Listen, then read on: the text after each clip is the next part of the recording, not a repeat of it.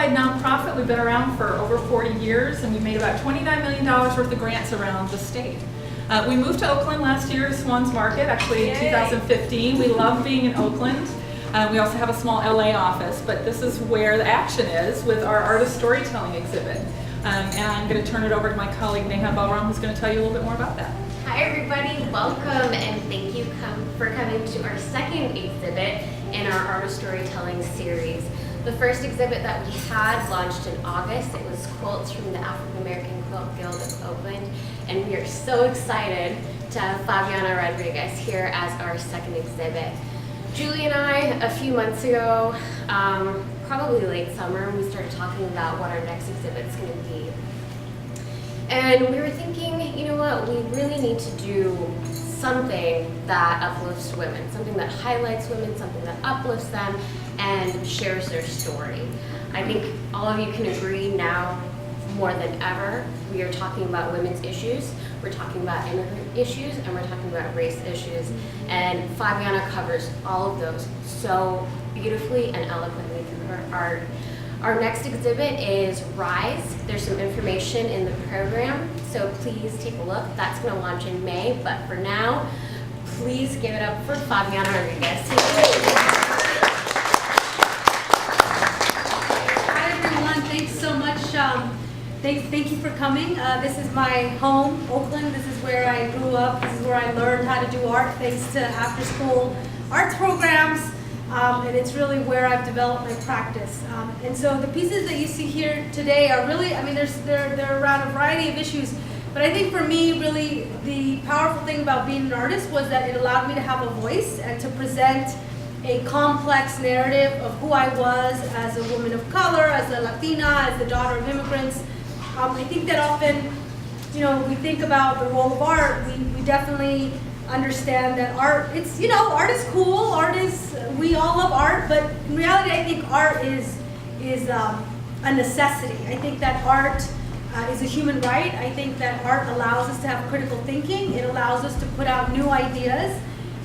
If we look at the current administration, that there's ideas that are definitely being put out. Some of them are based around fear and exclusion, but I think through art we can promote ideas of inclusion, of belonging, of having room for everyone, and also of empowerment.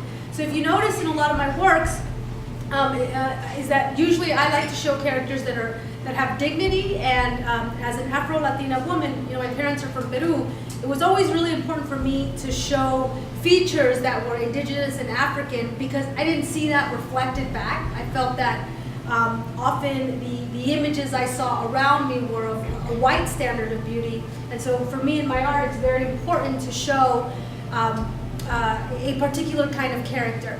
This piece in particular is one I did for the Juvenile Justice Center, and so this piece is inside one of the rooms in the courthouse when people wait, you know, for as their kids are being processed in the juvenile injustice system, I should call it.